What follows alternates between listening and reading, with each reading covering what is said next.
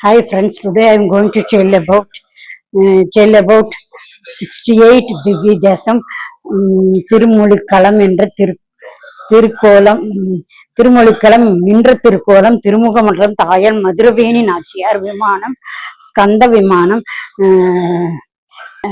சக்கர விமானம் தீர்த்தம் பெருங்குள தீர்த்தம் பிரதிஷம் தேவ ரிஷிகள் மங்களாசாசனம் நம்மாழ்வார் திருமங்கையாழ்வார் மொத்தம் 22 பாசரங்கள் பாடப்பட்டுள்ளது. திருவெல்லார் ரயில் நிலையத்திலிருந்து 5 கிலோமீட்டர் தொலைவில் உள்ளது. 4 பாசரங்கள் கரிக்குட்டி ரயில்வே நிலையத்திலிருந்து 5 கிலோமீட்டர் தொலைவில் உள்ளது. இது ஒரு 68வது திவ்ய தேசம் திருமொழிக்களம் என்ற மொழி.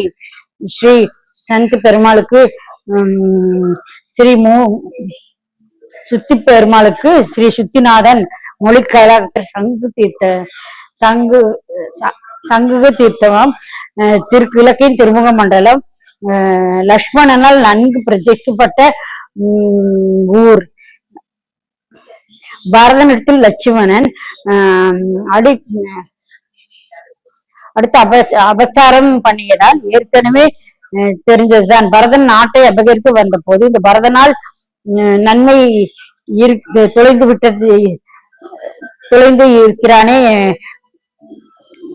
நம்மை கொலை செய்ய வந்திருக்கிறானே என்று சந்தேகப்பட்டார் அல்லவா, அதுதான் அபச்சாரம். அதுவோ போக்குவதற்காக சங்கு தீர்த்தத்தில் நீராடி கிழக்கே திருமுக மண்டத்தில் சௌந்தர விமானத்தில் ஹரிதர மகிழ்ச்சிக்கு பெருமாள் ஆழ்வார் கட்டிய மென்மையான குணம். மகாத்மாக்களின் பக்கத்தில் இருந்து பிரிந்தால் என்ன ஆகும், தன்னால் தாங்கவே முடியாது என்று மென்மையான மகாத்மாக்களே விருகம் செய்த மகாத்மாவின் ஒருவருக்கு ஜனப்பெருமாள் நாயனார் சாதிக்கிறார். நம்மாழ்வார் நாம் திருவாய் மொழியில் 10 பாசரங்கள் பாடியிருக்கிறார். பெருமாளத்தில் நான் இதுவரை இந்த மாதிரி சிரமப்பட்டிருக்கிறேன் என்பதை குறித்து பறவை தூது விடுவார்கள். அது போல நம்மாழ்வார் தூது விட்டிருக்கிறார். சரித்திரம் என்னவென்று பார்ப்போம். கரிதிசு மகரிஷி பகவானை குறித்து தவம் கொண்டார். அப்போது வர்ண ஆசிரியர் தர்மம் யோக சாஸ்திரம் திருமந்திரம் ஆகிய நூல்கள் எல்லாம் எழுதும் என்று சொல்ல ஹரித்த மகரிஷி இதையெல்லாம் உபதேசம் செய்து மொத்தத்தை நூல் வடிவில் பண்ணுகிறார். அவரை சுத்தி பெருமாள் அவருடைய சுத்தியை கொடுத்தார். ஹரித்த மகரிஷிக்கு சுத்திநாதனாக இப்படித்தான் திருவாய் மொழிநாதனாக பெருமாள் எழுந்து சேவை சாய்க்கிறார். திருவாய் மொழி நம்மாழ்வார் பாடுவதை பார்க்கிறோம், திருமங்கையாழ்வார் பாடுவதை சொல்கிறோம். அதுபோல இந்த பெருமாளுடைய ஸ்ரீசுத்தி ஹரித்த மகரிஷிக்கு அனைத்து புத்தகங்களையும் வடிவமைத்தார். இந்த கோராய் எடுத்து இங்கு பார்த்தாலும் அவைகளோட கோபுரம் வேறு மாதிரி இருக்கும். அந்த கோபுரமே இப்படி அப்படி கட்டி வைத்திருப்பார்கள். மழை கொட்டினால் இந்த தண்ணீர் முழுவதும் கீழே போக வேண்டும் அல்லவா, அது அதுபோல் இருக்கும். நம்முடைய போல அந்த மாதிரி இருக்காது. நம்முடைய கோபுரம் ராஜ கோபுரம் உயர்ந்திருக்கும். இவர் கோபுரம் திருவனந்தபுரத்தில் படகு போல இருக்கும், சற்று குள்ளமாக இருக்கும். திருவனந்தபுரத்தில் மட்டும் மற்ற இடத்திலும் வேறு மாதிரி இருக்கும்.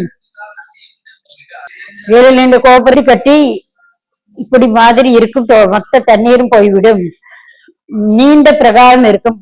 பிரகாரம் முழுவதும் லட்ச தீபம் ஏற்றி வைக்கலாம். எப்போது வேண்டுமானாலும் அந்த லட்ச தீபத்தை ஏற்றுவார்கள், உற்சவம் பண்ணுவார்கள்.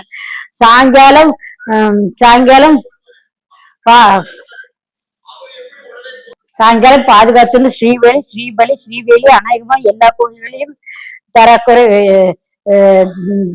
இருக்கும். தாராளமா யானை இருக்கும். சாயங்காலம் சீக்கிரம் தரிசனம் செய்து விடுவார்கள். 4:45 மணிக்கு காலங்காலத்தில் விஸ்வரூப தரிசனம். காலை 10:30 மணிக்கு நடை அடைத்து விடுவார்கள். அவர்கள் நடை சாத்துவதற்கு 10:30 மணிக்கு மேல் இருக்க 10:30 மணிக்குள் முடிந்துவிடும். சாயங்காலம் 5 மணிலிருந்து 7:30 மணிக்குள் முடிந்துவிடும். நடையை சாத்தி விடுவார்கள். எல்லா இயற்கையோடு ஒன்று இருக்கும். நிறைய இடங்களில் காடு மலையாள ஜலப்பிரதேசமாக இருக்கும். அதனால்தான் சீக்கிரம் போய்விட வேண்டும் என்று 4:30 10:30 மணி வரைக்கும் தான்.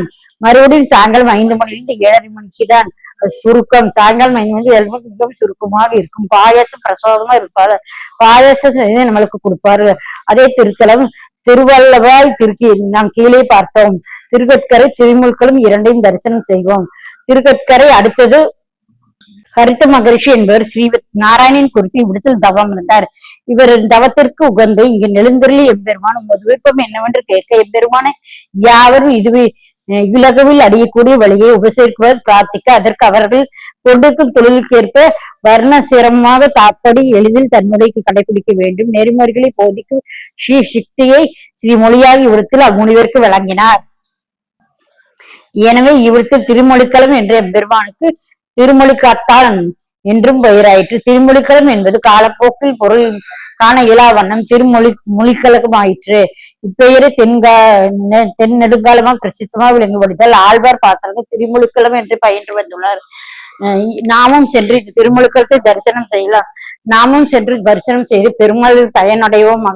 Okay friends, bye. Please subscribe my channel. Okay.